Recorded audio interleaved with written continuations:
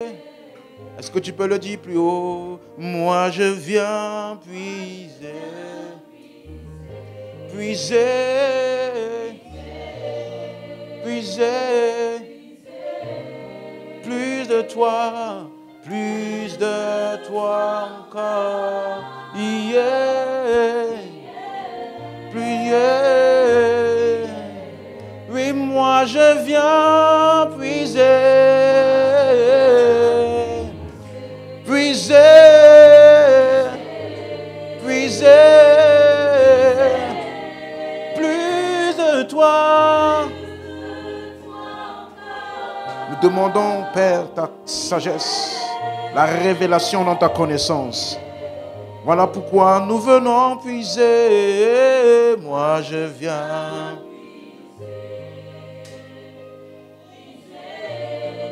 puiser. Plus de toi.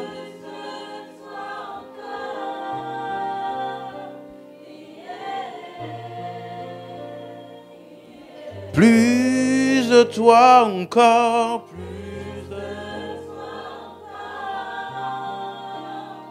Yeah. Dis avec moi, Père, au nom de Jésus, ce soir, nous demandons que les yeux de nos cœurs soient illuminés davantage. Accorde-nous la sagesse de l'esprit qui est la révélation dans ta connaissance.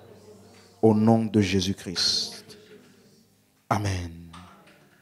Alléluia. Donc nous sommes en train d'enseigner sur la direction de l'esprit dans 1 Corinthiens 12, verset 1. Paul dit, pour ce qui concerne les dons spirituels ou les choses spirituelles, je ne veux pas, frères, que vous soyez dans l'ignorance. Alléluia. Au verset 4, il explique encore, il dit, il y a une diversité de dons, mais le même esprit. Amen. Donc, ça veut dire que nous avons tous les mêmes dons, puisque nous avons tous le même esprit. Dis Amen. Et donc, au verset 7, il précise davantage en disant, verset 7, à chacun, la manifestation de l'esprit est donnée pour l'utilité commune. Et donc, on a commencé à parler des visions qui font partie du discernement des esprits. On a commencé à parler des visions et des songes. Et donc, dimanche dernier, je me suis attardé plus sur les songes. Dans Acte 2, verset 17, « Dans les derniers jours, dit Dieu, je répandrai de mon esprit sur toute chair. Vos fils et vos filles prophétiseront, vos jeunes gens auront des visions et vos vieillards auront des songes. » Alléluia. Et nous avons vu le mot songe, c'est un mot qui vient du mot grec enupnion, ça veut dire rêver, enupnion, qui est tiré du mot grec hypnos, qui veut dire sommeil. Donc, en règle générale, lorsqu'on parle de songe ou de rêve, ça parle de ce qui se passe lorsqu'un homme est endormi ou dans le sommeil. Alléluia. Et nous avons commencé donc à voir que c'est possible dans les songes qu'un homme puisse voir, qu'il puisse parler, qu'il puisse entendre tout ça dans le songe. Amen. Et on a vu quelques exemples des personnes de l'Ancien Testament. On a vu Abraham, Abimelech, Jacob, Gédéon, Salomon, Nabuchodonosor. On a également vu dimanche dernier Joseph. Quelqu'un se rappelle? On a parlé du songe de Joseph. Quelqu'un se rappelle de ça? Nous avons expliqué que le père de Joseph, ses frères, ils ont mal interprété le rêve de Joseph. Quelqu'un se rappelle? Parce qu'ils ont vu quelque chose, mais ils ont simplement vu. Joseph a simplement raconté son rêve. Mais c'est eux qui en ont donné une interprétation. Mais on a vu par la suite que lui-même, il a expliqué, lorsque ses frères sont venus auprès de lui, il a dit, ne soyez pas en mal contre moi parce que je vous ai précédé pour vous préserver. Donc en fait, ce songe annonçait que les 11 tribus d'Israël devaient être reconnaissantes envers Dieu de les avoir préservés de la famine par leur frère Joseph. C'est ça que le songe annonçait. Amen. Quelqu'un se rappelle de ça? Amen. Et également, nous avons dit que avoir donc des songes n'est pas réservé qu'aux croyants.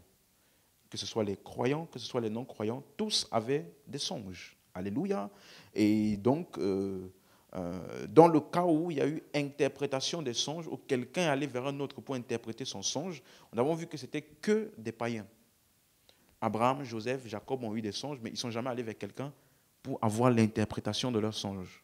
Donc, ça veut dire que dans toute la Bible, 2 points importants, Daniel ou bien Joseph, aucun d'eux n'a été appelé prophète parce qu'ils interprétaient les songes. Non. Ils ont été appelés prophètes à cause de ce qui concernait Christ dans ce qu'ils ont prophétisé. Quelqu'un a compris? Ok? Et donc, c'est pour cela que dans les épîtres, il n'y a aucun office, aucun ministère, aucun don de ministère ou don spirituel qui est appelé interprétation de songes. Ça n'existe pas dans les épîtres. Quelqu'un avec moi jusqu'ici? Ok? Donc, il n'y a pas un ministère spécial que Dieu a mis à part dans le corps de Christ pour interpréter les songes des gens. Ça ne fait pas partie des facultés ou des charismes de l'esprit pour l'utilité commune. Quelqu'un comprend? Amen. C'est pour cela que je vous ai dit, quand tu vas lire tous les passages où les gens ont eu des songes, à chaque fois, les songes là, ça concernait d'abord les personnes en premier. Ça concernait le songeur d'abord lui-même, avant de concerner les autres. Ça pouvait impliquer les autres, mais ça concernait d'abord lui-même. Que ce soit Pharaon, il arrivait pour son royaume, de ce qui allait arriver par la suite. Donc, ça concernait lui-même. Nebuchadnezzar, on a vu qui encore? Jacob. Tous ont rêvé d'abord concernant qui? Eux-mêmes. Est-ce que c'est clair jusqu'ici? Ce sont des rappels, des généralités importantes qu'il faut savoir des songes. Ça veut dire, donc on a terminé par là en disant que, en voyant plutôt que donc, tes songes ne sont pas indépendants de toi. Quelqu'un se rappelle de ça? Ça veut dire que ce sont tes interactions, tes activités, influencent tes songes. Donc ce qui se passe dans tes songes sont le résultat de tes activités durant la journée. Quelqu'un suit ce que je j'ai en train d'expliquer? Parce que je vous ai dit que les songes en eux-mêmes sont spirituels. Spirituels, pas dans le sens que ça vient de l'Esprit de Dieu, forcément, mais dans le sens où c'est immatériel. Donc, quand une personne est endormie, ses sens physiques sont comment? Inactifs. Donc, qu'est-ce qui est impliqué dans un songe? L'esprit, mais pas que. Quoi aussi? L'intellect. Donc, dans le songe, les parties de l'homme qui sont impliquées, c'est ton intellect et ton esprit. Est-ce que vous suivez? Donc, ça veut dire que, par exemple, on a vu ça dans Matthieu 1, verset 19, lorsque Joseph, fiancé ou mari de Marie, Joseph, son époux, lorsqu'il a appris que Marie était enceinte, elle lui a dit, je suis enceinte par le Saint-Esprit. Tu t'imagines, à l'époque, tu es en cheminement avec une sœur. Elle tombe enceinte. Et puis elle dit, je t'annonce d'avance, ce n'est pas le Saint-Esprit que je suis enceinte. Tu vois? Et la Bible dit, son époux, qui était un homme de bien et qui ne voulait pas la diffamer, se proposa de rompre secrètement avec elle. Verset 20, très pertinent, comme il y pensait. Donc, ça veut dire, la pensée prépondérante qui était en lui à ce moment-là était sa situation entre lui et sa femme. Il avait déjà décidé de se séparer d'elle secrètement. Donc, comme il pensait à ça, peut-être comment ça va se passer, qu'est-ce qu'il va faire. Bon, voilà, ok. La Bible dit, voici, un ange du Seigneur lui apparut où? En songe. Donc, il était en train de cogiter à la situation avec sa femme, la grossesse de Marie, et cette cogitation-là a continué dans le songe. Quelqu'un comprend ça? Et la Bible dit, un ange lui dit, apparemment un songe lui dit, Joseph, fils de David, ne crains pas de prendre avec toi Marie, ta femme, car l'enfant qu'elle a conçu vient du Saint-Esprit. Est-ce que c'est clair? On a vu la même chose avec la femme de Pilate dans Matthieu 27, 18, où Pilate, qui savait déjà, à cause de toutes les observations qu'il a vues, que les gens qui voulaient crucifier Jésus, c'était par envie. Il dit, car il savait que c'était par envie qu'ils avaient livré Jésus. La suite. Pendant qu'il était assis sur le tribunal, sa femme lui fit dire qu'il n'y ait rien entre toi et ce juste. Vous voyez comment elle appelle? Ce juste. C'est-à-dire un homme, il n'y a rien contre lui. Ce juste, car aujourd'hui, j'ai beaucoup souffert en songe à cause de lui. Elle dit, certainement les interactions que lui, il avait avec elle, concernant lui là, c'est ça qui s'est reproduit ou qui a continué dans les songes. Est-ce que vous suivez? Donc, elle n'a pas dit Dieu m'a dit qu'il est juste. Parce que juste par observation, on savait déjà qu'il n'y avait rien contre lui. Mais donc le songe est venu comme une continuation de l'état de culpabilité ou de je ne sais pas comment appeler ça, comment ils étaient vis-à-vis de lui. Alléluia. Donc tout ça, c'est pour dire quoi? C'est pour dire que les songes ne sont pas indépendants de toi. Et donc c'est pour cela qu'on a dit ceci, que tous les songes donc ne viennent pas de Dieu. Le fait qu'un rêve ou qu'un songe te fasse du bien, sonne bien à l'oreille, ça ne signifie pas que c'est de Dieu, ni que c'est du diable. Et j'ai commencé à te donner quelques passages. Jérémie 23, verset 27, tu es toujours là? Ils pensent faire oublier mon nom à mon peuple par les songes que chacun d'eux raconte à son prochain. Comme leurs pères ont oublié mon nom pour Baal. La suite. Que le prophète qui a eu un songe raconte ce songe et que celui qui a entendu ma parole rapporte fidèlement ma parole. Pourquoi mêler la paille au froment, dit l'Éternel. La suite. Verset 32 directement. Voici, dit l'Éternel, j'en veux à ceux qui prophétisent des songes faux. Dis avec moi des songes faux. Donc, il y a des songes qui sont faux. Quelle est la caractéristique des songes faux? Qui les racontent et qui égarent mon peuple par leurs mensonges et par leur témérité. Donc il y a des songes qui peuvent être spectaculaires, mais qui sont faux, parce qu'ils contiennent des mensonges. Comment est-ce que tu sais que ça contient des mensonges? Parce que ça égare le peuple, ça égare la personne à côté de la parole. Tu es avec moi? Tu me suis? Ils égarent mon peuple par leurs mensonges. Je ne les ai point envoyés. Je ne leur ai point donné d'ordre. Ils ne sont d'aucune utilité à ce peuple, dit l'Éternel. Donc, tout songe qui vient pour t'égarer, te remettre en cause ce que tu as appris de la parole, déjà, ça c'est déjà le premier critère. Ça ne t'est d'aucune utilité. Peu importe à quel point spectaculaire c'était. Donc, c'est possible d'avoir des songes qui incitent à la tromperie, à l'erreur. Ça existe, on appelle ça des songes faux. Et le prophète, Dieu par son prophète dit clairement, je ne les ai pas envoyés. Donc, tout ce que tu rêves ne vient pas forcément de Dieu. Et j'ai même poussé le bouchon plus loin en te montrant que les songes peuvent être provoqués. Elle dit, tu peux te mettre dans un cadre dans lequel tu provoques un songe. Regardez Jérémie 29, verset 8. La Bible dit, car ainsi parle l'Éternel des armées, le Dieu d'Israël. Ne vous laissez pas tromper par vos prophètes qui sont au milieu de vous et par vos devins. N'écoutez pas vos songeurs dont vous provoquez les songes. Tu as lu comme moi? Non, c'est possible de provoquer des songes. La suite. Car c'est le mensonge qu'ils vous prophétisent en mon nom. Je ne les ai point envoyés. Donc, comment est-il arrivé à ce point-là? Comment ont-ils provoqué les songes? Si tu veux lire le contexte, à partir du premier verset, laisse-moi te montrer ça rapidement. La Bible dit, voici le contenu de la lettre que Jérémie le prophète, suivez-moi bien, envoya de Jérusalem à qui? Au reste des anciens en captivité. Quelqu'un suit? Aux sacrificateurs, aux prophètes et à tout le peuple que Nebuchadnezzar avait emmené captif de Jérusalem à Babylone. Donc, c'est une partie du peuple juif qui était encore où? En captivité, où? À Babylone. Donc, ils étaient en terre étrangère. Tu es avec moi? Quelqu'un suit? La suite. Après que le roi Jéconia, la reine, les eunuques, les chefs de Juda et de Jérusalem, les charpentiers et les serruriers furent sortis de Jérusalem. La suite. Il l'a remis à Éléazar, fils de Shaphan, et à Gemaria, fils de Ilkija,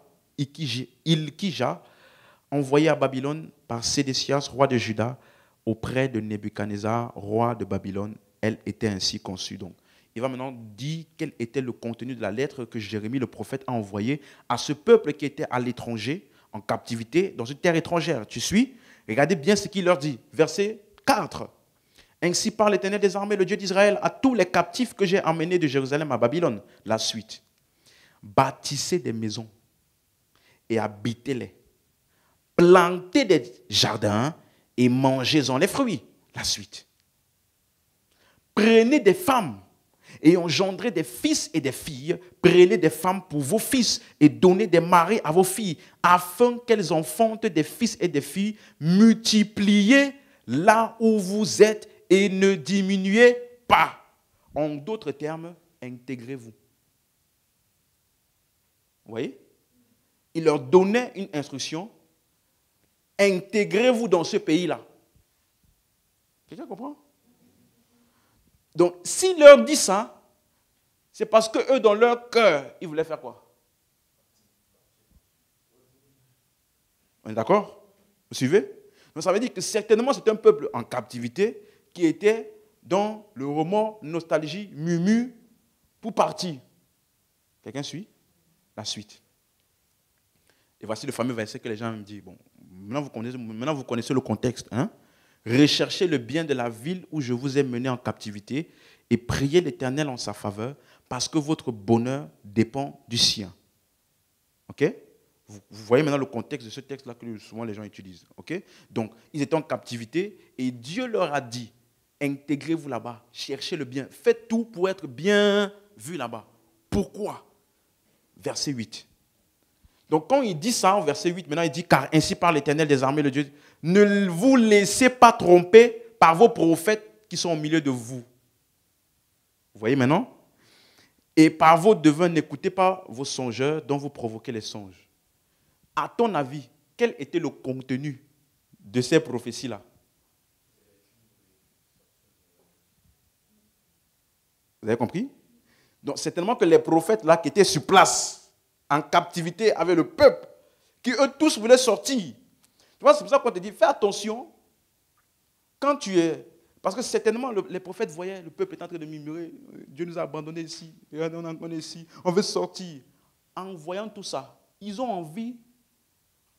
eu envie de leur donner une parole de réconfort.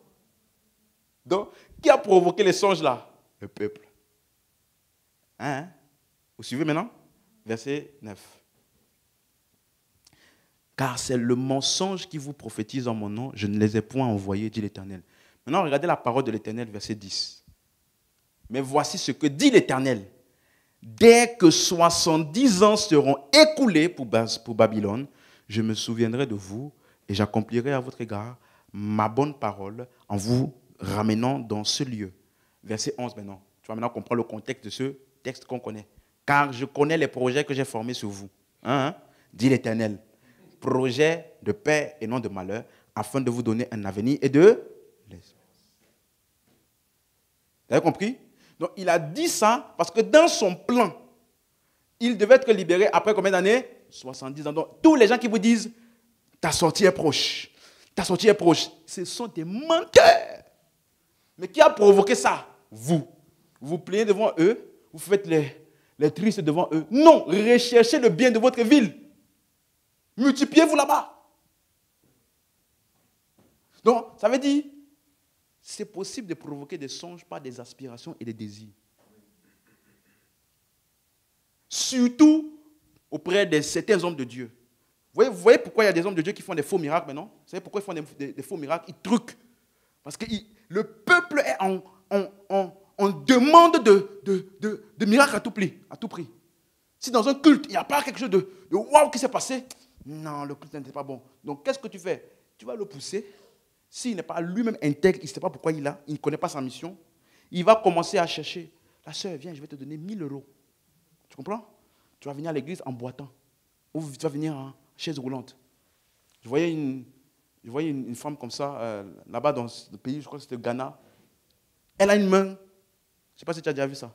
Elle a une main comme ça. Elle sait déplier sa main. C'est une habilité naturelle. Hein? Ça veut dire qu'elle a une malformation de sa main qui fait en sorte que ça peut monter comme ça. Et puis ça peut redevenir normal. Et elle fait le tour des églises. La première fois que j'ai vu ça, moi j'ai crié. Waouh, l'homme de Dieu, il est puissant. Après, quelqu'un m'a transféré 4 vidéos de 4 églises différentes. J'ai dit, yeah. Et puis, il fait comme ça. Regardez comment ça bouge. Regardez, regardez, regardez. Maintenant, tu vois le peuple. Il y en a qui se roulent même par terre. Waouh, ils se roulent par terre. Regardez, regardez, regardez, regardez, regardez, regardez la main. Qui a fait ça? Jésus. Pourquoi tu as besoin de faire ça? Ça veut dire, eux là qui sont en face de toi là, ils te mettent la pression. Tu as besoin de les impressionner chaque dimanche. Pourquoi? Tu es avec moi? Donc, quand tu as un désir élevé, c'est pour ça que je t'ai dit une chose, surtout concernant la direction de l'esprit.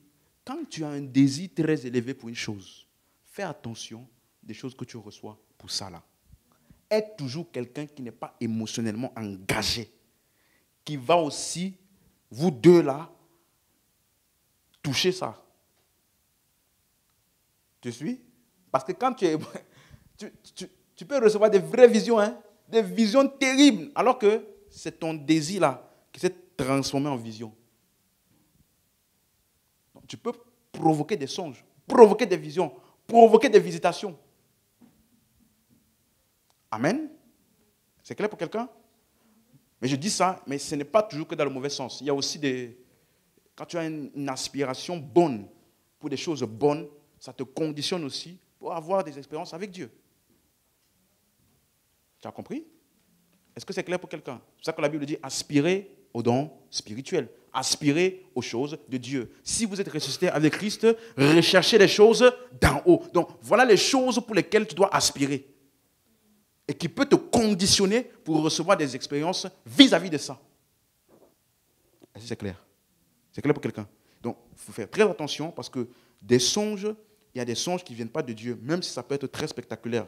Moïse a parlé de ça dans Deutéronome 13. Deutéronome 13, verset 1, il dit « S'il s'élève au milieu de toi un prophète ou un songeur qui t'annonce un signe ou un prodige, et qu'il y ait accomplissement du signe ou du prodige qui t'a parlé, dont il t'a parlé en disant « Allons auprès d'autres dieux, des dieux que tu ne connais point, et servons-les », tu n'écouteras pas les paroles de ce prophète ou de ce songeur, car c'est l'Éternel votre Dieu qui vous met à l'épreuve pour savoir si vous aimez l'Éternel votre Dieu de tout votre cœur et de toute votre âme. Donc, regarde le verset, donc il te dit, même s'il a songé, qu'il t'annonce un signe, et que le signe là s'accomplit. Si l'instruction qui vient après, c'est pour t'amener vers autre chose, n'écoute pas.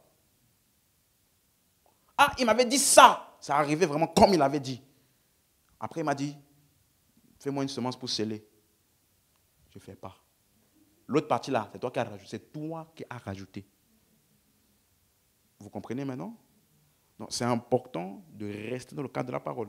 Et donc, ça veut dire que même si un songe s'accomplit, ça ne veut pas dire que ça vient de Dieu. Quelqu'un comprend? C'est clair? Ce qui t'assure que c'est de Dieu, c'est lorsque c'est en accord avec sa parole. Ce qui émane de ça est une action, une instruction, une direction qui te mène à marcher selon sa volonté. Quelqu'un avec moi jusqu'ici? Amen. Donc on a commencé à voir l'origine des songes. Ecclésiaste 5, verset 6. Car s'il y a des vanités dans la multitude des songes, c'est ça? S'il y a des vanités dans la multitude des songes, il y en a aussi dans beaucoup de paroles. C'est pourquoi crains Dieu. Donc, beaucoup de paroles ou beaucoup de songes, dans tous les cas, il y a vanité dedans. Quand tu parles beaucoup, tu vas finir par dire n'importe quoi. Quand tu dis toujours songe, j'ai rêvé.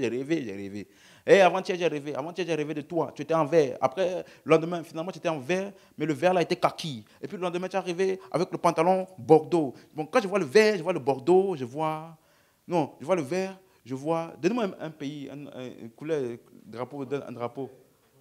Orange, blanc, vert. Ok. J'ai rêvé vert, et puis après le lendemain, j'ai rêvé que tu étais en blanc. Et puis le lendemain, j'ai rêvé que tu étais en orange. C'est comme si Dieu t'appelle en Côte d'Ivoire. Hein?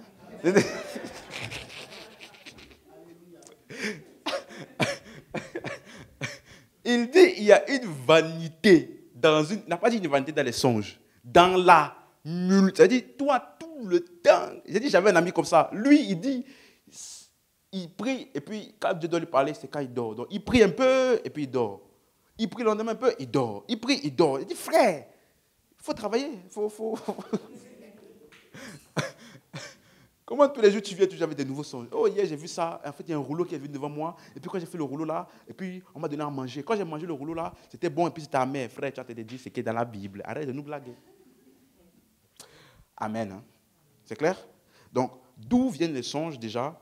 Pour qui il y a une multitude? Et au verset 2, il avait expliqué. Verset 2. Car, dis avec moi, si les songes naissent de la multitude des occupations. Voilà. Donc, si tu es quelqu'un qui est beaucoup actif, tu vas beaucoup rêver aussi.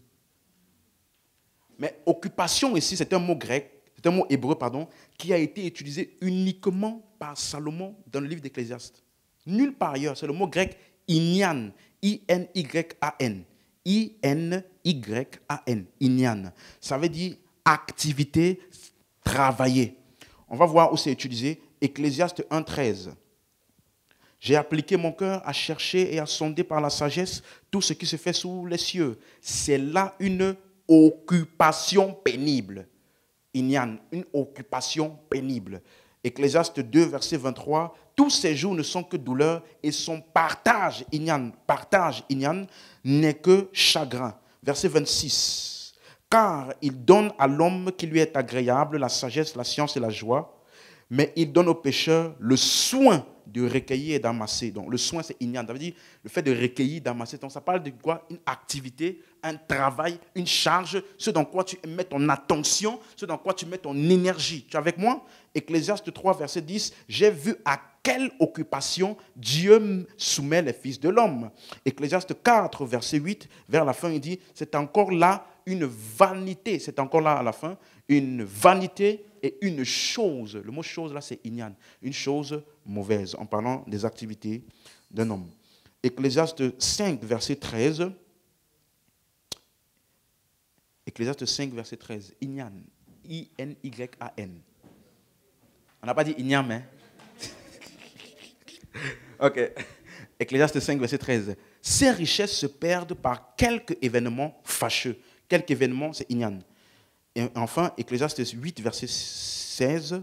Lorsque j'ai appliqué mon cœur à connaître la sagesse et à considérer les choses qui se passent sur la terre. Donc, considérer les choses qui se passent sur la terre. Donc, les choses ici, ça parle des différentes activités qui se passent où? Sur la terre. Donc, quand tu vois ce mot-là, tu vois que Salomon l'a utilisé pour travailler quelque chose sur lequel tu mets de l'énergie, du travail, et surtout qui occupe ton attention. Amen. C'est ça? Donc, les songes dont Salomon voulait dire que les songes proviennent de la multitude des activités de l'homme. Ses actions.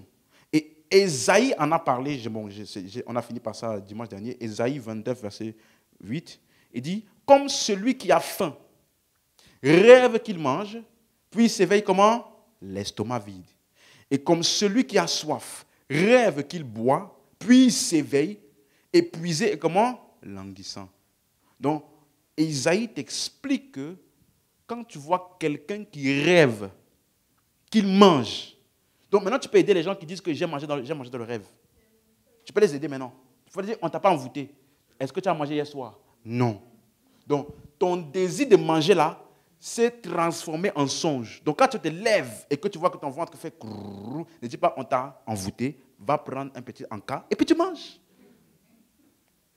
Comme ça, tu n'auras plus déjà des rêves. Tu es avec moi?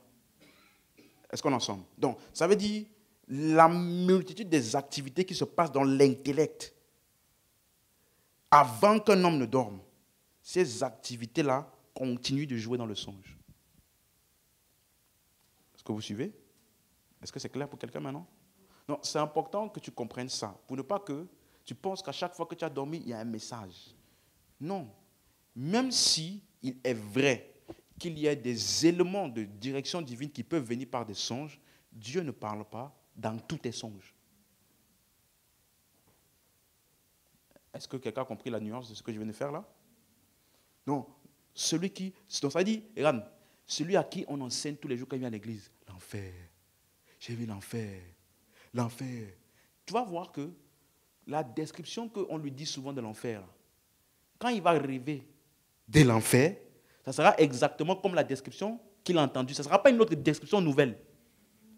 Tous les gens qui vivent de l'enfer, ils ont le même type de description parce que c'est ça qu'on enseigne souvent. Pourtant, l'enfer aujourd'hui, il n'y a pas le feu là-bas. Tu me suis? Il n'y a aucun feu dans l'enfer aujourd'hui. Donc les gens qui rêvent qu'ils sont en train de voir les gens en train de brûler là, ce n'est pas vrai. Ce n'est pas l'enfer biblique. C'est leur enseignement qui rejoue dans leur tête et dans leur songe. Parce que si tu avais compris la Bible, tu aurais compris que l'enfer aujourd'hui, c'est ce qu'on appelle le séjour. C'est le séjour des morts. Le lieu où il y aura le feu, c'est le lac de feu. Donc, c'est après. Mais sa Bible dit que c'est réservé. Donc, les gens aujourd'hui, quand ils meurent, s'ils n'ont pas Christ, ils vont dans le séjour des morts. Il n'y a pas le feu là-bas. Là où il y a le feu, c'est là où la Bible dit la mort, le séjour des morts, le diable et ses anges, tous ensemble seront jetés dans le feu, le lac de feu. Est-ce que tu suis? Et je peux même te pousser à réfléchir un peu. Lac de feu là, c'est littéral ou c'est figuratif? Vous répondez vite, hein? Tu as étudié pour vous donner une réponse aussi... En tout cas, je ne répondrai pas pour l'instant. Mais en tout cas, les gens qui rêvent du feu là, ce n'est pas l'enfer où ils sont allés. Ils sont allés à la crématoire de leur quartier. Vous savez, le crématoire de leur quartier, c'est là-bas qu'ils sont allés. Donc, ils vous ont vu Michael Jackson là. Je ne sais pas où ils ont vu. Parce qu'il a écrit un livre dessus. Tu vois? Donc, ça veut dire que, suis-moi maintenant. Logiquement, je veux tes oreilles. Logiquement, il y a certaines expériences que tu ne dois plus jamais avoir quand tu connais la vérité. Parce que moi, il y a des expériences que j'avais avant et après. Il y avait un avant et il y avait un après. Elle dit, moi avant, les choses qu'on m'enseignait, les choses qu'on me disait, les choses que les hommes de Dieu que j'écoutais disaient qu'ils vivaient, qu'ils expérimentaient, tout ça l'a mélangé. Ça formait maintenant mes expériences. Le jour où j'ai compris la vérité de Christ, déjà, le jour où on t'enseigne déjà que quand Jésus a dit, dans la maison de mon Père, il y a plusieurs demeures. Comment t'expliquer ce que ça veut dire là? Tous les rêves où tu vas au ciel et puis tu vois des maisons là-bas, là, ça finit déjà. Parce qu'il y en a qui vont là-bas, ils voient des maisons, des bâtiments, ils viennent effrayer les frères. Toi, ta maison, j'ai vu ça là-bas, tu as encore la fondation. Tellement tu ne fais rien pour Dieu. Toi, j'ai vu, en fait, c'était une maison, mais il n'y avait pas de fenêtres. Les fenêtres qui étaient, il n'y avait pas de battants, et puis il n'y avait pas de toit. Comme il n'y avait pas de toit, et puis il a commencé à pleuvoir. Donc ta maison est inondée au ciel. Tu vois, il y a des expériences que tu n'auras plus quand tu connaîtras déjà la vérité. Ou même si tu vas te réveiller, tu vas jeter ça et tu vas continuer ta vie. Tu ne vas pas faire de ça quelque chose de significatif pour toi. Vous me suivez? C'est comme des jeunes hommes. Avez-vous, tu vas voir, les personnes qui ont souvent des rêves, bon, c'est un peu délicat ce que je vais dire, mais essayez de comprendre. Les gens qui ont souvent des rêves dans lesquels ils appellent ça mari et femme de nuit. Hein. C'est-à-dire, ils ont des relations dans leurs rêves. Voient que souvent, c'est des personnes qui ont des problèmes avec le péché sexuel. Souvent. Dans leur passé, dans leur présent, où c'est un peu compliqué. En tout cas, ça veut dire que celui qui a faim, il rêve quoi?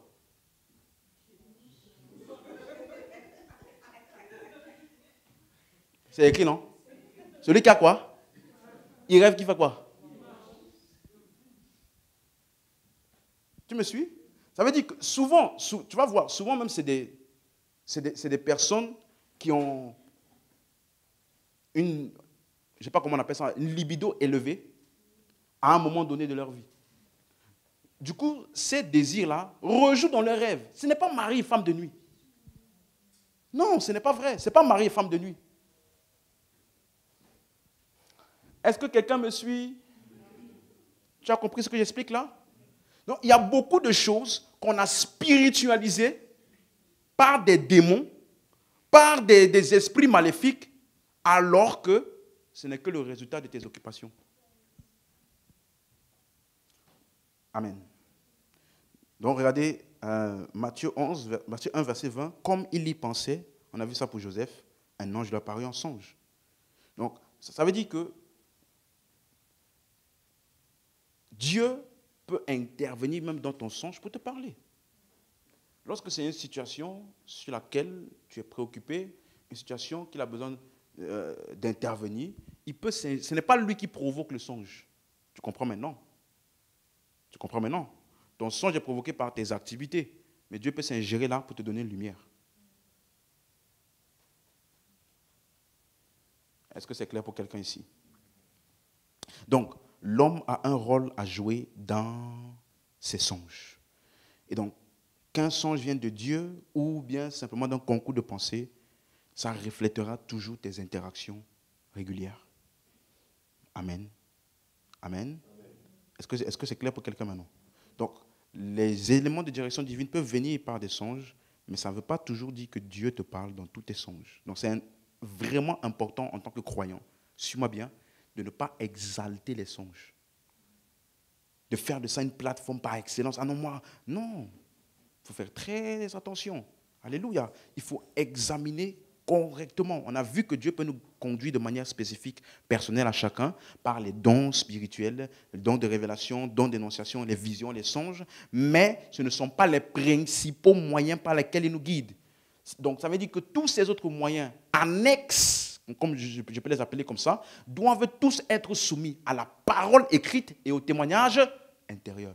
Toutes les autres expériences annexes que tu peux avoir, que ce soit par les dons de révélation ou bien même par quelqu'un qui vient te donner une parole, tout ça doit toujours être soumis à la parole écrite et à quoi? Au témoignage intérieur. Et ce standard de précaution ne change pas juste parce qu'il s'agit d'une vision. Mon frère. Donc, quand la personne t'appelle comme ça, ne baisse pas ta garde. Ce n'est pas parce qu'il fait... Là, je viens de me réveiller là. Et quand je t'ai vu là...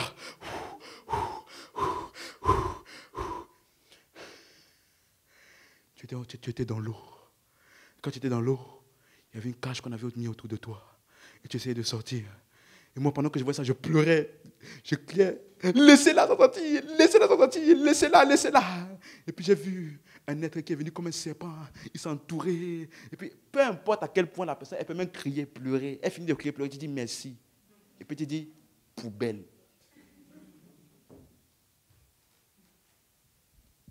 Toute expérience annexe doit toujours être soumise à deux choses. Quoi?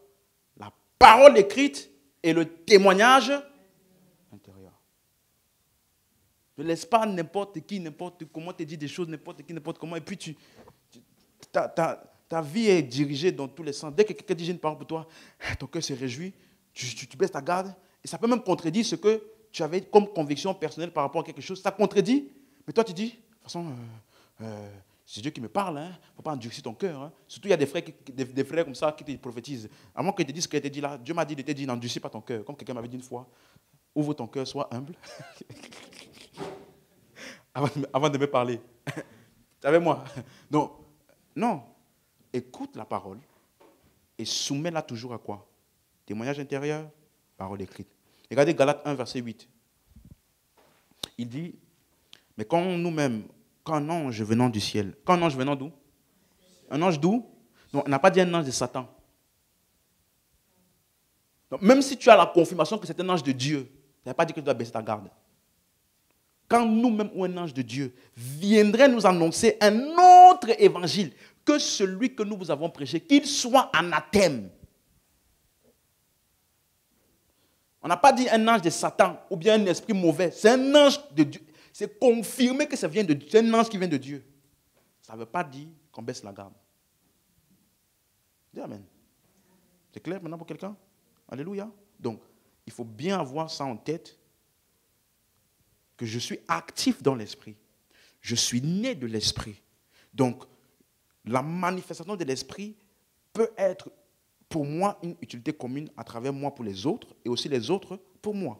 Je peux, par les dons de révélation, les dons d'énonciation, servir de guidance et de direction, mais ça doit toujours être soumis à la parole écrite et à quoi? Témoignage intérieur. C'est clair pour quelqu'un? Et surtout, les visions et les rêves. Ça doit être pris avec beaucoup de prudence, en raison de l'implication de beaucoup d'influences extérieures. Donc ça peut être des anges, ça peut être ton système de pensée, dans la manière dont justement ces songes-là surviennent et sont reçus. Ce qui peut faire survenir un songe-là, il y a trop d'implications de ce qui peut faire venir. Donc tu ne peux pas juste révéler un truc et puis tu agis dessus juste comme ça. Non. Non. Peu importe comment spectaculaire c'était. Des fois, mais tu vas voir que tu te laisses même juste 3 jours. Toute l'euphorie de la chose-là est déjà partie. Alléluia. Donc, j'ai terminé pour cette partie et je vais commencer à parler aujourd'hui et pour la fin de cette série, jusqu'à la fin de cette série, de comment donc est-ce que je m'assure de bien reconnaître la direction de l'esprit dans ce que j'ai comme interaction. Parce que là, je t'ai expliqué c'est quoi, comment ça arrive, ça se passe où, mais le but final, c'est que tu, en fait, en fin de compte, tu marches selon la direction de Dieu. Si on t'a expliqué tout ça et puis finalement, tu sais les choses, mais tu n'as pas la capacité ou tu n'es pas assez conscient de marcher dans ce que Dieu attend de toi, en fait, tu n'as pas bénéficié vraiment de ce que tu devais comprendre. Tu es avec moi? Donc c'est pour ça qu'après avoir étudié tout ça, l'essence même de ça, c'est comment je peux reconnaître la direction de l'esprit dans les différents moyens auxquels j'ai été exposé. Comment je peux m'assurer de reconnaître la direction de l'esprit. Éphésiens 1, verset 16. Je ne cesse de rendre grâce pour vous, faisant mention de vous dans mes prières. Donc je vais refaire des rappels que j'ai fait au tout début de la série. Au verset 17, afin que le Dieu de notre Seigneur Jésus-Christ, le Père de gloire, vous donne un esprit de sagesse et de révélation dans sa connaissance. Et donc on a vu ici que Paul, ici, ne pouvait pas être en train de prier pour que Dieu donne un esprit de sagesse. Parce qu'il avait déjà dit au verset 13 que pour nous qui avons entendu l'évangile de notre salut, et qu'en lui vous avez cru, et vous avez donc été quoi? Scellés du Saint-Esprit. Donc, les personnes à qui il parle étaient déjà habitées du Saint-Esprit. Donc, il ne pouvait pas être en train de dire, priez pour que Dieu vous donne un esprit de sagesse. Bien au contraire, il priait plutôt, revenons au verset 17, il priait plutôt afin que Dieu donne plutôt la sagesse et la révélation dans sa connaissance. Ça là, ça vient de l'esprit qui est déjà résident dans le croyant. Tu es avec moi? C'est pour ça qu'il y a une version que j'aime, la version Semeur. Est-ce que tu peux me trouver la version Semeur, s'il te plaît, de ce verset-là? C'est la version que je pense, ça essaie d'exprimer un peu mieux. Je demande que le Dieu de notre Seigneur Jésus-Christ, le Père qui possède la gloire, vous donne, et suivez bien, il vous donne par quoi? Or, son esprit là est où? Donc, qu'il vous donne par son esprit quoi? Sagesse et révélation pour que vous le connaissiez, ou bien dans sa connaissance. Donc, il ne priait pas pour ton esprit, il priait pour que ce qui est dans ton esprit, l'esprit de Dieu en toi, puisse émerger la sagesse et cette révélation-là pour que tu puisses le saisir. Est-ce que vous suivez? Et c'est pour ça maintenant qu'au verset 18, il explique mieux qu'il illumine ainsi votre intelligence pour que vous compreniez en quoi consiste l'espérance à laquelle vous avez été appelés. Donc, c'est clair maintenant? Donc, cette prière est pour l'illumination de quoi? Votre? Non, ce n'est pas pour ton esprit. Il ne peut pas prier parce que le mot comprendre là, ici, ou savoir en la version Louis II, c'est le mot eido. Ça veut dire réaliser, apprécier quelque chose. Donc, ça veut dire avoir une évaluation mentale de quelque chose qui est déjà connu. Donc, il prie pour que ton intellect puisse saisir toute la sagesse et la révélation qui est déjà résidente où? Dans ton esprit. Quelqu'un avec moi? C'est clair pour quelqu'un? Donc, c'est pour ça qu'il dit qu'il illumine. Le mot illuminer, c'est le mot photizo. Ça veut dire projeter des rayons. Photizo, illuminer. Ça veut dire aussi briller, éclairer, mettre quelque chose en lumière. Donc tu es d'accord avec moi que pour qu'on éclaire quelque chose, c'est parce qu'il y a des ténèbres. N'est-ce pas? Donc ça veut dire que c'est clair que là où il y a les ténèbres ou l'obscurité, ce n'est pas dans ton esprit. Tu es d'accord? Par exemple, dans Éphésiens 3, verset 9, vous allez voir où c'est utilisé photizo. Éphésiens 3, verset 9, version King James en français. Ok. Et de faire voir à tous les hommes quelle est la communication du mystère qui, depuis le commencement du monde, a été caché en Dieu, qui créa toutes choses par Jésus-Christ. Donc, Paul dit que son ministère consiste à faire voir aux hommes. Donc, le mot voir, là, c'est le mot photizo. Ça veut dire mettre de la lumière. Dans la version Louis II, il dit de mettre en lumière pour tous les hommes. Donc, mettre de la lumière où il y a de l'obscurité. C'est ça le mot photizo. Donc, quand Paul dit qu'il illumine les yeux de ton cœur, ça ne peut pas être les yeux de ton esprit. Parce que tu as déjà l'Esprit de Dieu en toi. La Bible t'appelle dans Éphésiens 5, verset 8. La Bible dit que toi et moi, qui sommes en Christ, nous sommes lumière. Vous, autrefois, vous étiez ténèbres. Maintenant, vous êtes... Dis avec moi, je suis lumière dans le Seigneur. Ça, c'est ce que nous sommes. Alléluia. Amen. Donc, ça, c'est ce que nous sommes. Et par la foi en l'Évangile, 2 Corinthiens 4, verset 3, si notre évangile est encore voilé, il est voilé pour ceux qui périssent. C'est 4. Donc, il parle de l'évangile, ok? Pour les incrédules dans le Dieu de ce siècle, a aveuglé quoi? L'intelligence, afin qu'ils ne visent pas quoi? Briller la splendeur de l'évangile, de la gloire de Christ, qui est l'image de Dieu. Donc, quelqu'un qui ne croit pas, il n'a pas encore expérimenté ou vu briller la lumière de l'évangile.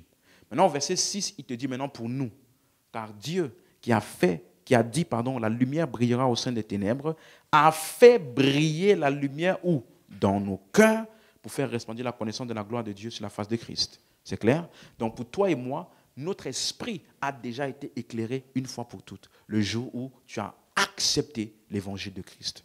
Amen. Donc, ton esprit a été éclairé. 1 Pierre 2, verset 9 nous dit, nous avons été appelés, il vous a appelés des ténèbres à son admirable lumière. Donc, nous sommes dans la lumière, nous sommes lumière, et donc notre esprit, la Bible dit, connaît donc les choses de Dieu. 1 Corinthiens 12, verset 2, vous n'avez pas reçu l'esprit du monde, mais reçu l'esprit de Dieu, afin que nous connaissions les choses que Dieu nous a données. Alléluia. Dis avec moi, je suis habité par l'Esprit de Dieu. Je connais les choses de Dieu. Amen. Donc la prière de Paul, dans Éphésiens 1, 17, la cible de sa prière était quoi? L'esprit ou l'intellect? C'est clair pour quelqu'un? Donc ça veut dire, il priait donc pour que par l'illumination de l'esprit, l'homme, dans son intellect, réalise, il entre dans la réalité de l'habitation de l'esprit qui est déjà en lui, qui est sa nature, qu'il illumine, verset 18, qu'il illumine les yeux de votre cœur. Amen. C'est clair pour quelqu'un? Tu es toujours là? Donc, comment est-ce que l'illumination donc se fait? Verset 17, il t'explique mieux. Verset 17, Éphésiens 1, 17. Il dit, afin que le Dieu de notre Seigneur Jésus-Christ, le Père de gloire vous donne, bon, je retranscris, ok, qu'il vous donne, je reformule, qu'il vous donne la sagesse de l'esprit, qui est quoi? La révélation. Donc, lorsque l'Esprit de Dieu te communique la sagesse, ou alors la connaissance, la compréhension, on appelle ça quoi? Révélation. Donc, quelqu'un comprend ça? Vous avez compris?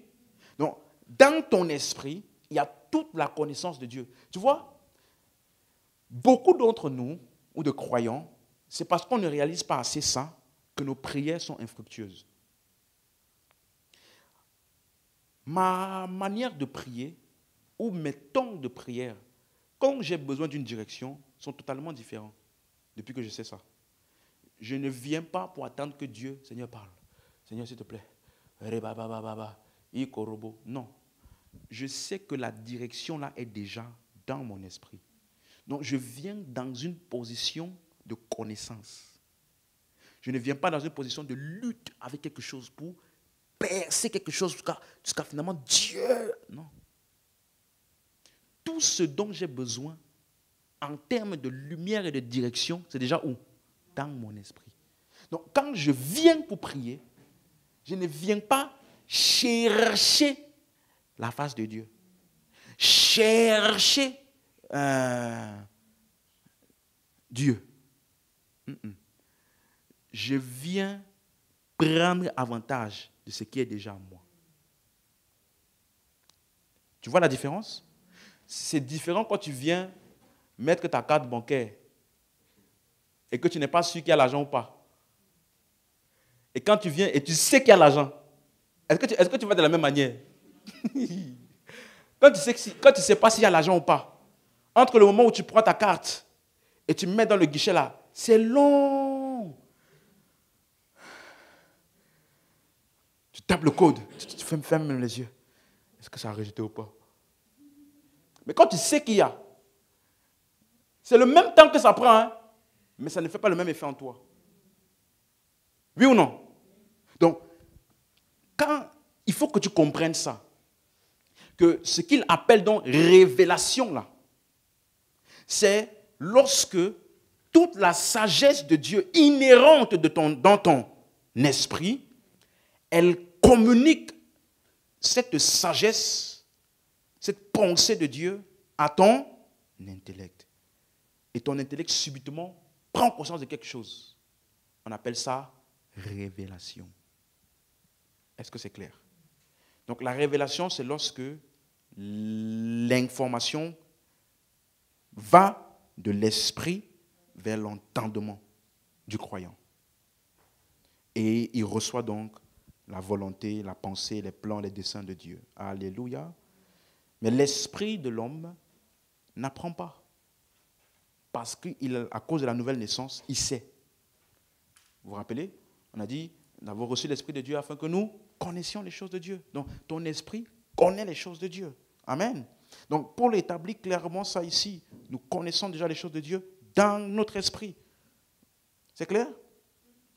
C'est pour ça que dans 1 Corinthiens 2, verset 12, il dit, nous avons reçu l'esprit de Dieu afin que nous connaissions. Il n'a pas dit afin que nous comprenions.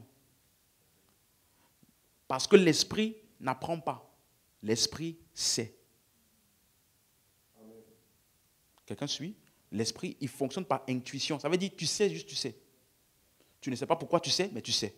Par contre, l'intellect, lui, comprend. Il doit comprendre. C'est pour ça que entre ton intellect et ton esprit, c'est l'intellect qui est lent. Parce que l'intellect doit avoir tous les éléments de compréhension pour accepter et comprendre. Mais l'esprit, il n'a pas besoin de... Il sait. Donc tu peux être dans un endroit, tous les signaux sont bons. Mais toi, tu sens que ce n'est pas bon. Parce que l'esprit sait ce que l'intellect ne sait pas. Quelqu'un comprend ça? Donc ton esprit, il sait. Mais l'intellect a besoin de comprendre. Donc quand l'intellect finit par capter l'information qui était dans l'esprit, on appelle ça quoi? Révélation. Quelqu'un a compris ça? C'est clair pour quelqu'un? Tout est clair? Ok. Donc, c'est pour cela que donc, la cible de la prière de Paul était l'intellect. Donc, dans la suite, et pour moi, c'est cette partie la plus importante de l'enseignement. Tout ce que je vais expliquer là. Ça veut dire que ton intellect, écoute-moi bien, joue un rôle vital dans ta reconnaissance et ta marche dans la direction de Dieu. L'état de ton système de pensée est très important. Parce que la direction de Dieu est déjà dans ton esprit. Mais là où tu reçois la direction de Dieu, là, c'est où? Hein? Dans l'intellect. La direction est déjà où? Dans l'esprit. Mais là où tu dois recevoir et reconnaître la direction, c'est où? Donc, ça veut dire que la direction de l'esprit, suis-moi bien, non, bien, va donc de l'esprit vers l'intellect. Tout ce que je t'ai expliqué, les moyens là, c'est pour faire ça que je te dis. Ça peut quitter de l'esprit vers ton intellect par un frère. Parce que ce qui inspire le frère là, c'est le même esprit de Dieu qui est en toi. Hein? Ça peut venir par une vision. Mais le but de tout ça là, c'est que ça atteigne quoi? Parce que tu peux avoir une vision spectaculaire comme Pierre, mais tu ne sais pas quoi faire. C'est-à-dire que son intellect n'a pas bénéficié de ce qu'il a expérimenté là. Donc il est toujours perdu. Donc, la cible finale, c'est ton intellect qui puisse capter le plan, la pensée de Dieu pour toi. Est-ce que c'est clair? Donc, ça veut dire, le véritable endroit donc, où je dois travailler, c'est où? Merci beaucoup. Tu as compris? C'est vraiment, parce que c'est là la plateforme de réception de la direction divine. C'est pourquoi c'est inapproprié pour toi et pour moi de prier, Seigneur, conduis-moi. Seigneur, parle-moi. Tu vas faire 3 jours de jeûne de prière. Seigneur, parle-moi. Ne me laisse pas dans cette situation. Dis-moi quelque chose. Dis seulement un mot. Dis seulement un mot, Seigneur, au nom de Jésus. Non, quand tu pries comme ça, tu pries dans l'incrédulité. Parce que Dieu a déjà mis en toi toutes les directions nécessaires. Je t'ai déjà dit, ton esprit, pour avoir une idée plus claire en ce qui concerne la direction divine, est comme le GPS. Quand tu as besoin de tourner, tu n'as pas besoin de dire au GPS, est-ce que c'est l'endroit pour tourner? Non. Le GPS va te dire, tourne. N'est-ce pas? Donc, tu n'as pas besoin d'appeler la société. Je suis dans un rond-point. S'il vous plaît, société donnez-moi un nom de marque là. TomTom. Bonjour, monsieur le directeur de TomTom. Je suis au carrefour là, à la rue de Champigny, et je ne sais pas si je dois tourner à gauche, à droite. Qu'est-ce que vous dites? Il m'a dit, monsieur, je reste professionnel pour vous. Mais sinon, en vrai, de vrai, il va t'insulter. Donc, tu m'appelles pour une chose que j'étais déjà fournie. Pourquoi tu m'appelles? Tu dois savoir lire les signaux du GPS. Ou si tu es dans un endroit où tu mets la musique à fond, dans ta voiture, et que le GPS a dit, tournez à droite. Tu pensais que tourner à droite, ça faisait partie des paroles de la musique. Et puis tu vas appeler, le GPS ne marche pas bien. Tu vois, c'est comme ça qu'il y a beaucoup de personnes. Tu es dans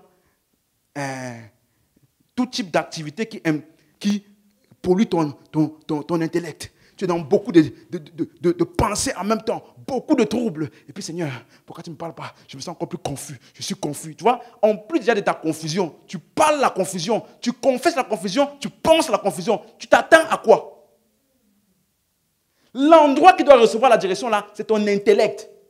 Donc, moi par exemple, j'ai fait un vœu avec ma bouche. Il y a des paroles, même en blaguant, ça ne peut jamais sortir de ma bouche. Je peux être dans un trouble total. Je ne vais jamais dire je suis confus. Jamais. Jamais. Toi et moi, on peut voir que je suis... Je vais te dire. Je sais où on va. Il y en a certains qui ont déjà expérimenté ça ici. Ce n'est pas parce que je renie. Ma bouche là, il y a des choses que je ne peux jamais dire. Que ce soit en blaguant dans tel domaine, pas dans tel... Je ne dirai pas. Parce que je programme mon système de pensée à ne penser que dans un certain type de direction, peu importe la circonstance. Ah, moi, je suis perdu. Franchement, à ce moment, je ne sais plus quoi faire. Je ne sais pas où j'en suis. Franchement, j'ai envie de tout abandonner, de laisser tomber.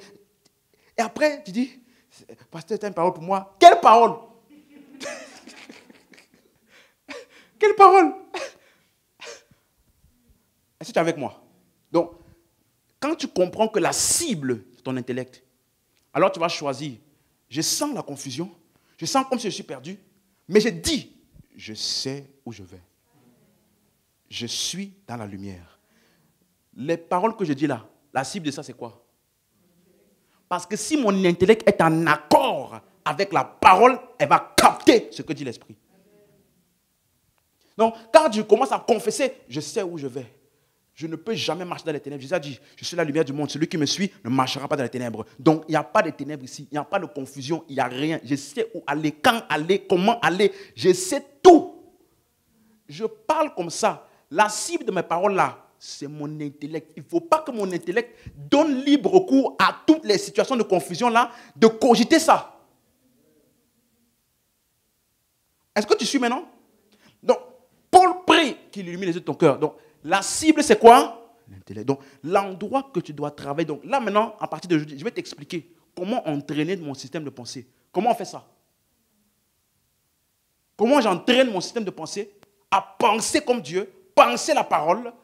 Parce que si tu vois, je peux t'enseigner vision, rêve, tout ça. Je peux t'enseigner tout ça. Et puis, devant une situation, tu ne sais même pas que tu es déjà en train de couler. Tu ne sais même pas que tu as déjà enclenché le système où ton système de pensée est en train de chavirer. Quelqu'un comprend ce que je dis? Mais tu es déjà habité par l'Esprit de Dieu. Et laisse-moi te donner une bonne parole. Tu entends la voix de Dieu. Normalement, on n'a pas besoin de séminaire. Comment entendre la voix de Dieu pour les chrétiens? Normalement. Pourquoi? Tu es habité par l'Esprit de Dieu. On ne prie pas pour que, Seigneur, conduis-moi. Non. Ce n'est pas ta prière qui fait que le GPS dit à gauche. C'est la responsabilité du GPS de dire, au moment là, à gauche. Ta responsabilité, c'est d'être attentif. Quand il dit à gauche là, pour tourner, à gauche. Non, quand tu mélanges les responsabilités, tu ne sais plus qui fait quoi. Regardez Romains 8, verset 9. Romains 8, verset 9. Pour vous, vous ne vivez pas selon la chair, mais selon l'esprit. Si du moins l'esprit de Dieu habite en vous. Si quelqu'un n'a pas l'esprit de Christ, il ne lui appartient pas. Et si Christ est en vous, donc Christ est où? Quelqu'un comprend? Christ est en toi. Verset 11, il dit, si l'esprit de celui qui habite, qui a ressuscité Jésus entre les morts, habite où? En vous. Verset 14, tous ceux qui sont fils de Dieu, tous ceux qui sont conduits par l'esprit de Dieu, sont comment? Ah. Non, qui sont ceux qui sont conduits là? Ceux qui sont fils de Dieu, enfants de Dieu. Voilà pourquoi au verset 16, il dit, l'esprit rend témoignage à notre esprit que nous sommes enfants de Dieu. Donc, si tu as l'esprit de Dieu en toi, tu n'as pas le droit de prier, Seigneur, conduis-moi. Nous, on ne prie pas ce genre de prière. Dis Amen. Hein? Nous connaissons les choses de Dieu. On a vu ça dans 1 Corinthiens 2, verset 12. L'esprit qui vient de Dieu, nous avons reçu afin que nous connaissions les choses de Dieu. 1 Corinthiens 6, 17. Celui qui s'attache au Seigneur est avec lui un seul esprit. Donc, tu as l'esprit de Dieu. Il n'y a aucune occasion de confusion en toi. Et comme tu as l'esprit de Dieu, tu entends naturellement la voix. Dis avec moi, j'entends. Dis ça avec la foi. J'entends naturellement la voix de Dieu. Sauf si tu n'es pas enfant de Dieu. Parce que Jésus a dit dans Jean chapitre 10, verset 27, il dit, mes brebis. Dis, Jean 10. C'est ça, hein? Oui, c'est ça. Jean 10, verset 27. Mes brebis entendent ma voix. Il n'a pas dit entendre peut-être ma voix. Entendre ma voix si jamais le jour-là ils ont prié. Mes brebis entendent ma voix si jamais. Non, mes brebis entendent ma voix. Je les connais, elles me suivent. Tu as vu ça? Tu as vu peut-être là? Tu as vu un peut-être? Hein? Donc, mes brebis entendent ma voix. Comment on reconnaît ces brebis? Verset 28. Je leur donne la vie. Donc, qui a la vie éternelle? Qui a la vie éternelle ici? Donc, tu es la brebis de Dieu? Donc, dis avec moi, j'entends naturellement sa voix. Tu n'as pas besoin de séminaire comment entendre la voix de Dieu. Quand tu entends la voix de Dieu, calme-toi déjà. Et puis concentre-toi.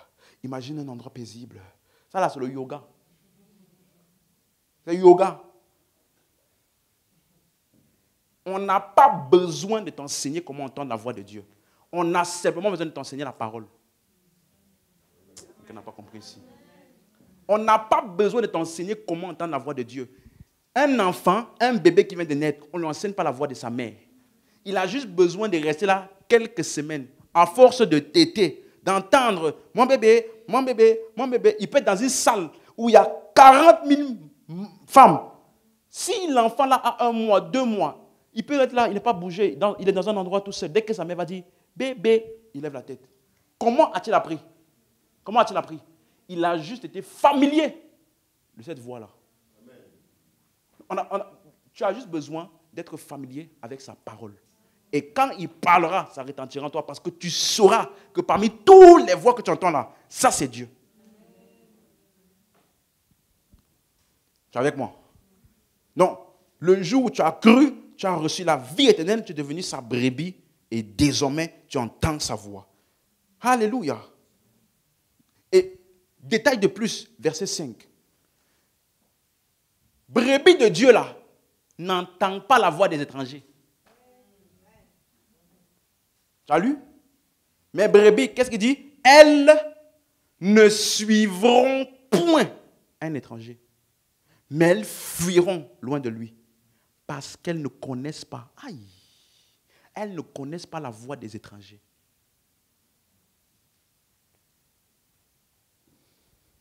Brebis de Dieu. Qui est brebis de Dieu? Tu entends sa voix? Dis avec moi, j'entends sa voix. Il est le bon berger. J'entends sa voix. Merci. Dis la voix des étrangers. Je n'entends pas. Non, pardon, je ne suis pas. Vous voyez? Donc, il n'a pas dit elles n'entendront pas. Il a dit elles ne suivront pas. Ça veut dire quand elles vont entendre, elles vont savoir que ce n'est pas la voix de leur maître.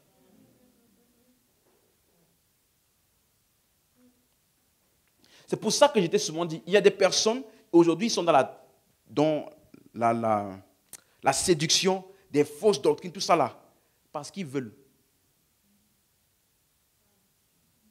Oui. Parce que le jour où tu vas même leur prêcher la vérité, ils vont voir la vérité, qu'est-ce qu'ils vont dire? Je vais là-bas. Tu n'as jamais vu ça? Non, mais celui-là, que c'est vraiment Dieu qui cherche. Quand il entend la vérité, tu n'as pas besoin de faire séminaire pour lui. Hein. Tu n'as pas besoin de faire séminaire. Il est en train de marcher comme ça. Ah! C'est bon. Pas besoin de séminaire, pas besoin de jeûne, prière pour lui. Parce que lui là, quand c'est la vérité, tu es enfant de Dieu, tu sais quand tu l'entends. Tu sais. Tu sais. Tu peux avoir d'autres voix. La voix de tes pasteurs d'avant, la voix de tes responsabilités de là-bas, la voix de ta popularité, la voix de ta réputation, la voix de tes bénéfices, je ne sais pas quoi. Toutes ces voix-là, quand c'est Dieu, tu sais que c'est ça là, c'est vrai. Maintenant, ton choix, c'est toi qui fais. Alléluia. Amen. Donc, le véritable travail doit être fait où? Dans l'intellect. Parce que c'est là que je vais recevoir sa direction et son orientation. Éphésiens 2:10 nous dit, nous sommes son ouvrage ayant été créés en Jésus-Christ pour des bonnes œuvres que Dieu a préparées d'avance afin que nous marchions en elles. Donc, tu vois bien ce que je t'ai expliqué, n'est-ce pas? Ce n'est pas toi qui as fait que Dieu prépare les œuvres. Ce n'est pas ta prière qui a fait que Dieu prépare les œuvres. Donc, avant même, Dieu a tout préparé déjà d'avance pour toi. Ta responsabilité là, c'est de reconnaître ça et de marcher dans ça. Ça, c'est ta responsabilité. Seigneur, tu traces un chemin. Bon, ce n'est pas mauvais. Tant que tu comprends ce que ça veut dire. Non, ce n'est pas quand tu vas prier que Dieu va créer un chemin là. Préparer d'avance. Donc, ma responsabilité, c'est de quoi? Reconnaître et marcher dans ça. Et la réception là, de la direction, ça se passe où? L'intellect. Donc, voici une phrase avec laquelle je te laisse ce soir. Si j'étais à ta place, je noterais ça en gros caractère. Parce que dans mes notes ici, j'ai mis ça en gros caractère. J'ai mis jaune, marqueur jaune dessus. L'efficacité du croyant dans la reconnaissance et la réception de la direction de l'esprit se fera donc en fonction de l'état de son système de pensée. Ça veut dire ta capacité à marcher régulièrement dans la direction de Dieu, ta faculté à reconnaître et à marcher dans la direction de Dieu dépend de l'état de ton système de pensée. Voilà pourquoi on t'enseigne, marche dans l'amour, les offenses. Quand tu es dans l'offense là, ton système de pensée est déjà pollué par des perceptions étrangères. Donc, quel que soit ce que tu devais recevoir de Dieu, ça sera déjà biaisé. Tu es dans l'inquiétude, dans la peur, laisse-moi te dire, tu ne peux pas recevoir ce que Dieu te dit. Parce que ta peur et l'inquiétude t'ont déjà façonné des images intérieures, des situations, de la suite, de comment ça va se passer. Et tu vis avec ces images-là. Donc, même si Dieu veut te parler, il va te parler, mais l'endroit où tu dois recevoir ça là est déjà occupé par quelqu'un d'autre ou quelque chose d'autre. Donc, l'état de ton système de pensée déterminera ta capacité et ta faculté à reconnaître et à recevoir la direction divine. C'est clair? Donc, voilà ce sur quoi tu dois travailler. Et par la suite, je vais bien t'expliquer. Parce que regardez Romains 12, verset 2. Je vais bien t'expliquer comment on fait ça. Il te dit, ne vous conformez pas au siècle présent, n'est-ce pas? Mais soyez quoi? Soyez quoi? Dis ça plus fort. Comment? Par quoi? Donc quand tu vois un homme qui est transformé, ce n'est pas parce qu'il a essayé d'être transformé, c'est parce qu'il a travaillé l'endroit dont la transformation est la résultante. Donc la transformation n'est pas ce sur quoi on travaille. On ne travaille pas sur la transformation, on travaille sur l'intelligence. Et le travail de renouvellement de l'intelligence va résulter à la transformation. Donc il dit, soyez transformés. Comment? Par le renouvellement de l'intelligence. Mais ça va faire quoi? Afin que. Quand on dit afin que, ça veut dire que si la condition d'avant n'est pas respectée, la condition d'après est impossible. Donc il te dit renouvellement de l'intelligence afin que vous fassiez quoi? Afin que Dieu vous parle? Afin que Dieu agisse pour vous? Afin que Dieu vous conduise? Afin que quoi? Discerner là, c'est qui? Qui doit faire ça? Vous. Donc, ça veut dire que ta capacité à discerner la volonté de Dieu est totalement liée au niveau de renouvellement de ton intellect. Ça veut dire qu'il y a des choses que tu entendras de Dieu maintenant que tu ne pouvais pas entendre il y a 2 ans. Il y a des choses que... Parce que si Dieu te disait ça il y a 2 ans, là, tu devais être comme Pierre. Mange. Qui mangeait? Qui va manger ça? Moi, je ne mange pas. Il y a des choses, des directions que tu percevras en fonction de ton niveau. J'ai parlé à quelqu'un? Non? Sois bien attentif pour la fin de cette série. Il reste quelques parties. Comment donc entraîner mon système de pensée? Il y a des choses que si tu ne fais pas, tu viendras à l'église, tu resteras à l'église, mais tu ne vas pas bénéficier du renouvellement de l'intelligence parce que c'est quelque chose d'actif. Il te dit soyez transformés. Donc c'est quelque chose qui demande ta participation. Tu as compris? Amen. Amen. Donc sois bien conscient de ça. C'est le seul verset, non, c'est le seul point qui te montre à quel point ton passé peut t'affecter. Pas parce que les choses anciennes ne sont pas passées. Elles sont passées, mais dans ton intellect, elles peuvent être là. C'est le seul endroit qui te fait comprendre pourquoi il y a des gens qui continuent d'avoir certaines expériences malgré qu'ils sont en Christ. Ils n'ont pas besoin de délivrance dans le sens de chasser les démons. Ils ont besoin de renouvellement, d'intelligence. Donc le plus grand avantage pour eux là, c'est de s'exposer à la vérité. Quelqu'un a compris? Donc dès dimanche là, on va bien explorer ça. Quelles sont les actions claires que je peux mettre en place pour entraîner mon système de pensée régulièrement à faire quoi? M'aligner à la parole. Jour après jour, je grandis. Jour après jour. Tel domaine de ma vie. Ne laisse aucun domaine de ta vie intouché par la vérité. Parce que ce domaine-là sera un pied d'achoppement dans lequel tu ne pourras pas recevoir certaines choses là-bas. Parce que toutes les paroles que tu entends de la part de Dieu, tu reçois. On te dit telle chose, tu t'ajustes. Mais tel domaine-là, ça, je ne peux pas. Ça, non, je ne peux pas. Ces genres de domaines-là, ce sera des domaines aussi sur lesquels tu vas traîner en arrière. Pourquoi? Parce que ton efficacité pour recevoir la direction divine est déterminée par quoi? L'état de ton système de pensée. C'est clair? C'est clair? Prends la main de quelqu'un, on va prier pour terminer. Tu vas simplement prier, Seigneur,